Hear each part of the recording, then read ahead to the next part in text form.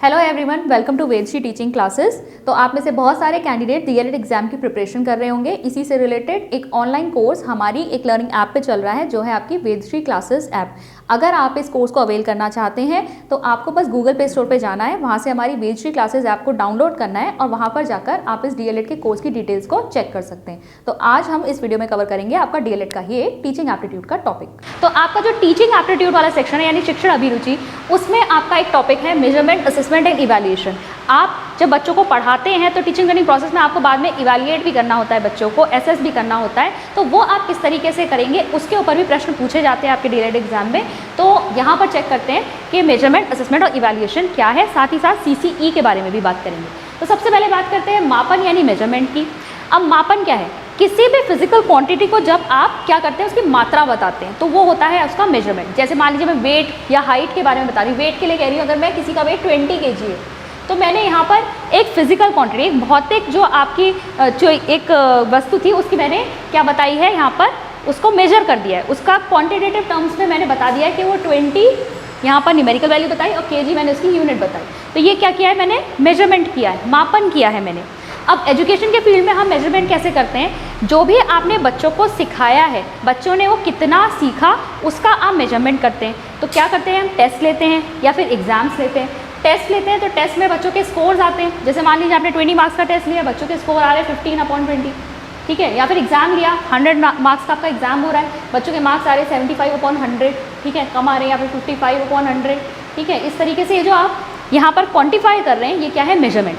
पहले जो education system में चलता था वो इसी तरीके से चलता था। आप साल भर बच्चे को पढ़ा रहे हैं, उसके बाद आपने एक बार बीच में हाफ ईयरली एग्जाम्स ले लिए, फिर आपने लास्ट में एक बार एनुअल एग्जाम्स ले लिए। जो बच्चे के मार्क्स आए हैं उसके अकॉर्डिंग आपने बताया। अगर बच्चे के मार्क्स सही आए हैं तो आप उसे अगली क्लास में प्रमोट कर देते हैं, और अगर बच्चे के मार्क्स अच्छे नहीं आए तो फिर आप उसे फेल कर देते हैं, वो उसी क्लास को रिपीट करते हैं। तो पहले क्या होता था, सिर्फ इसी के बेसिस पर क्या होता था, बच्चे को आप चेक करते थे कि उसका लर्निंग कितना हुआ है। लेकिन जैसे जैसे शिक्षा के क्षेत्र में विकास हुआ, ये देखा गया कि बच्चा स्कूल में सिर्फ पढ़ने के लिए नहीं आया है, वो अपने ओवरऑल डेवलपमेंट के लिए आया है। तो उसका शारीरिक विकास भी हो रहा है वहाँ जब वो स्पोर्ट्स और गेम्स खेलता है, उसका कल्चरल डेवलपमेंट भी हो रहा है जब वो सांस्कृतिक कार्यक्रमों में भाग लेता है, उसका इमोशनल डेवलपमेंट हो रहा है, ठीक है, उसका सोशल डेवलपमेंट हो रहा है। तो हर पक्ष में जो है बच्चा विकसित हो रहा है, और उन पहलुओं को भी असेस करना ज़रूरी है, उनका आकलन करना भी आवश्यक है। हमें देखना पड़ेगा कि बच्चा वहाँ कितना विकसित हो रहा है। तो उसके लिए कॉन्सेप्ट आया आपका असेसमेंट का, आकलन का।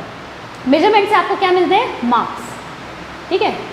बच्चे ने कितना लर्निंग हुई है उसके कॉग्निटिव आप कह सकते हैं पक्ष में या फिर संज्ञानात्मक पक्ष में, तो वहाँ पर आप इसके मार्क्स चेक करते हैं। लेकिन अदरवाइज आप और जो एक्टिविटीज़ में जो स्कूल में वो कर रहा है बच्चा, उसमें आप क्या करते हैं, बच्चे का एक रिकॉर्ड रखते हैं, ठीक है। टीचर जो है आजकल हर स्टूडेंट का एक रिकॉर्ड रखती है, उसके सभी अदर एक्टिविटीज़ का। असेसमेंट आपका यही होता है, जिस भी तरीके से वो कॉम्पिटिशन्स में हिस्सा ले रहा है, कल्चरल प्रोग्राम्स में हिस्सा ले रहा है, स्पोर्ट्स में, गेम्स में, जहाँ जहाँ भी बच्चा पार्टिसिपेट कर रहा है उसका रिकॉर्ड रखा जाता है। इसके अलावा जो अन्य उसकी एक्टिविटीज़ होती है, जैसे बच्चा पंक्चुअल है, डिसिप्लिन्ड है, ठीक है, उसके अंदर रिस्पेक्ट वाली वैल्यूज़ हैं, तो उन सबको भी असेस करके एक रिकॉर्ड यहाँ पर तैयार किया जाता है। अब असेसमेंट को अगर हम थोड़ा और डिटेल में देखें तो असेसमेंट आपके 3 टाइप के होते हैं। असेसमेंट का मतलब सिर्फ यहाँ पर ये नहीं है कि मैं और अदर एस्पेक्ट्स की बात कर रही हूँ, यहाँ पर हम लर्निंग को भी देखेंगे। जो बच्चा कक्षा में सीख रहा है, जो हम पढ़ा रहे हैं उसे, उसका असेसमेंट भी हम करते हैं यहाँ पर। तो वो देखिए कैसे होता है। एक होता है आपका असेसमेंट फॉर लर्निंग, ठीक है, असेसमेंट फॉर लर्निंग, अधिगम के लिए आकलन। अब अधिगम के लिए आकलन जो है ये आपका क्या है, जब टीचर जो है बच्चों को पढ़ा रही है, ठीक है, अभी प्रोसेस ख़त्म नहीं हुआ है टीचिंग लर्निंग का, बच्चों को पढ़ाया जा रहा है और अब बच्चों से फीडबैक लिया जाता है। बच्चों से एक छोटा मान लीजिए उन्हें क्वेश्चंस पूछ लिए, वहाँ पर वो टीचर चेक करने की कोशिश कर रही है कि बच्चों को जो मैंने अभी पढ़ाया वो उन्होंने किस हद तक सीखा। तो ये क्या हो गया, असेसमेंट फॉर लर्निंग। ये टीचर के लिए भी एक फीडबैक का काम करता है। अगर ज़्यादातर बच्चे जो हैं क्वेश्चन को आंसर कर पा रहे हैं तो इसका मतलब है कि जो टीचर ने पढ़ाया वो बच्चों की समझ में आ गया है। अगर मान लीजिए कहीं पे कोई कमी आ रही है तो टीचर फिर क्या देगी, रेमेडियल टीचिंग देगी, वहाँ पर उस चीज़ को दोबारा पढ़ाएंगी, किसी और तरीके से पढ़ाएंगी। तो ये एक तरीके से असेसमेंट फॉर लर्निंग जो है ये शिक्षा अधिगम प्रक्रिया के दौरान होने वाला असेसमेंट है। उसके दौरान हम आकलन कर रहे हैं, जो कि टीचर के लिए भी किसका काम कर रहा है, फीडबैक का काम कर रहा है, ठीक है। अब नेक्स्ट होता है आपका असेसमेंट ऑफ लर्निंग, अधिगम का आकलन, ठीक है। जो अधिगम लर्निंग हो गई है, अब आपका जो टीचिंग लर्निंग प्रोसेस है वो ख़त्म हो गया है, अब आप लास्ट में चेक कर रहे हैं कि बच्चे ने क्या सीखा। तो वो क्या आएंगे, जैसे आपके जो फाइनल एग्जाम्स होते हैं, ठीक है, वो इसमें आ जाएगा। आपने साल भर बच्चे को पढ़ाया है और उसके बाद आप चेक कर रहे हैं कि बच्चे का अधिगम कितना हुआ, बच्चे की लर्निंग कितनी हुई है, तो ये क्या होगा, फाइनल एग्जाम्स इसके अंदर इंक्लूड होंगे।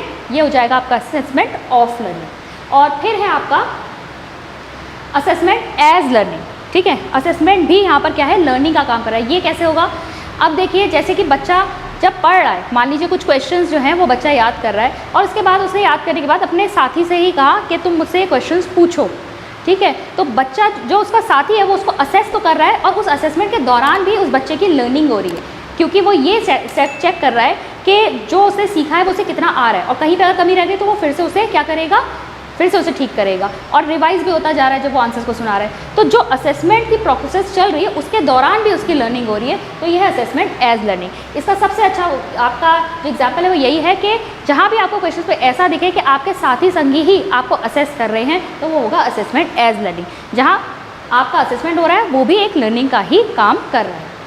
तो ये हुआ असेसमेंट, जहाँ से हमारे पास क्या आता है, रिकॉर्ड आता है।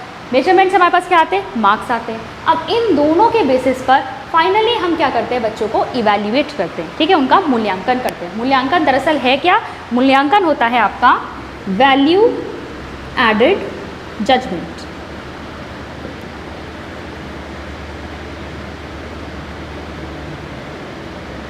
Value added judgement.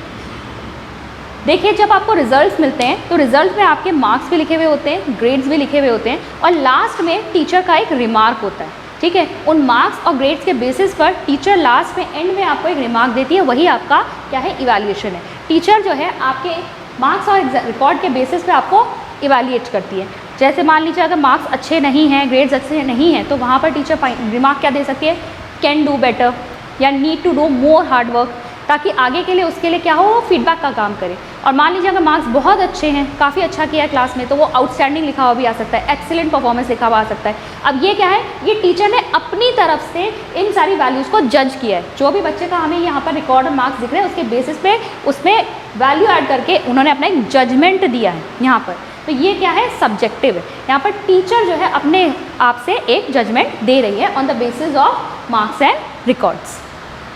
अब देखिए, अब बात करते हैं सीसीई की। ये भी बहुत इंपॉर्टेंट टॉपिक है आपका सीसीई, जो कि क्या है आपका कंटिन्यूस कॉम्प्रिहेंसिव इवैल्यूएशन, सतत और व्यापक मूल्यांकन। कब आया था ये, 2009 में, जब आपका शिक्षा का अधिकार अधिनियम जो है वहाँ पर पारित हुआ था, राइट टू एजुकेशन एक्ट। तो उसके दौरान यहाँ पे कहा गया था कि कंपल्सरीली इवैल्यूएशन प्रोसेस जो है वो इंक्लूड किया जाए। तो वहाँ पर आया, और इवैल्यूएशन प्रोसेस कैसा होना चाहिए, जहाँ पर बच्चे के हर पक्ष का मूल्यांकन हो। तो यहीं से आपके आई है कंटिन्यूस कॉम्प्रिहेंसिव इवैल्यूएशन, जिसे आप सीसीई कहते हैं, सतत और व्यापक मूल्यांकन। सतत का मतलब क्या है, निरंतर। कंटिन्यूस मतलब जब बच्चा स्कूल में आता है, ठीक है, उसका आप कंटिन्यूसली आप निरंतर रूप से उसका आकलन करते रहेंगे। जो भी एक्टिविटीज़ वो स्कूल में कर रहा है उस सब का आपको क्या करना है, आपको मूल्यांकन करना है। तो सतत है, निरंतर है, कंटिन्यूस करते रहेंगे। व्यापक करते रहेंगे मतलब व्यापक का मतलब है हर क्षेत्र में, सिर्फ पढ़ाई तक सीमित नहीं है, आपको हर क्षेत्र में उसका मूल्यांकन करना है। अब देखिए 2009 में आया था ये। उद्देश्य क्या था इसका, कि बच्चे के हर पहलू का मूल्यांकन करना, कोई भी पहलू छूटना ही नहीं चाहिए, क्योंकि हम यहाँ पर बच्चों का क्या करते हैं, सर्वांगीण विकास करते हैं, होलिस्टिक डेवलपमेंट की बात होती है। सीबीएसई ने यहाँ पे ये लाया था। सीबीएसई जो है कौन सी कक्षा के बच्चों के लिए, 6th क्लास से लेकर 10th क्लास तक के बच्चों के लिए ये पद्धति जो है इवैल्यूएशन की अपनाई गई। अब यहाँ पर होता क्या है सीसीई में, यहाँ पर देखिए आपके एक तो फॉर्मेटिव असेसमेंट होते हैं, एफए कहते हैं जिन्हें, और दूसरा होता है आपके समेटिव असेसमेंट। फॉर्मेटिव असेसमेंट जो होते हैं एक एकेडमिक ईयर में, जो 1 साल की पढ़ाई हो रही है, उस पढ़ाई में आपके 4 एफए लिए जाते हैं, FA1, FA2, FA3, FA4, और वेटेज जो होता है इनका वो कितना होता है, 40% वेट होता है फॉर्मेटिव असेसमेंट का। अब फॉर्मेटिव असेसमेंट में आपकी बहुत सारी एक्टिविटीज़ आ सकती है। क्लासरूम में आप टेस्ट करा रहे हैं, क्विज करा रहे हैं, बच्चों को आपने होमवर्क असाइनमेंट दे दिया, या कोई आप उनको प्रोजेक्ट दे रहे हैं, कुछ भी इसमें आप इंक्लूड कर सकते हैं, ठीक है। फॉर्मेटिव असेसमेंट में सारी एक्टिविटीज़ आ जाती हैं जो teacher through out the teaching learning process ले रही है। और समेटिव असेसमेंट क्या होता है, समेटिव असेसमेंट है लास्ट में, जब आपने पढ़ा दिया बच्चों को, लास्ट में जब आप फाइनल एग्जाम्स ले रहे हैं, या और यहाँ पर साल को 2 सेमेस्टर्स में बांटा गया है, सेमेस्टर 1 और सेमेस्टर 2, यानी कि आपका क्या हो जाता है, एक आपका SA1 होता है, समेटिव असेसमेंट 1 होगा, दूसरा होगा समेटिव असेसमेंट 2, ठीक है। और वेटेज कितना होता है इसका, 60%। 3 घंटे की रिटन एग्जामिनेशन परीक्षा होती है यहाँ पर, जो साल में 2 बार ली जाती है। अब किस तरीके से होगा ये, पहले आपका होता है FA1 लिया जाता है, फिर FA2 लिया जाता है, उसके बाद आपका समेटिव असेसमेंट 1 होता है, यानी पूरा 3 घंटे का एग्जाम होता है। फिर पढ़ाया जाएगा, उसके बाद FA3 लिया जाएगा, FA4 लिया जाएगा पढ़ाई लिखाई के दौरान, और लास्ट में आपका समेटिव असेसमेंट 2 जो कि फाइनल एग्जाम होता है, इस तरीके से लिया जाता है। और जैसा कि मैंने बताया 60% इसका वेटेज है, 40% इसका वेटेज है, सब कुछ मिला के लास्ट में आपका ग्रेड निकाला जाता है। और ग्रेड निकालने की जो प्रक्रिया है वो क्या है, CGPA निकाली जाती है यहाँ पर, संचयी ग्रेड पॉइंट औसत, ठीक है, क्यूमुलेटिव ग्रेड पॉइंट एवरेज निकाला जाता है यहाँ पर, जो कि आपका क्या है 9 पॉइंट स्केल है, ठीक है, 9 पॉइंट स्केल है। तो ये है आपका CCE। आई होप आज का टॉपिक क्लियर हुआ होगा। मिलते हैं नेक्स्ट वीडियो में। Thank you.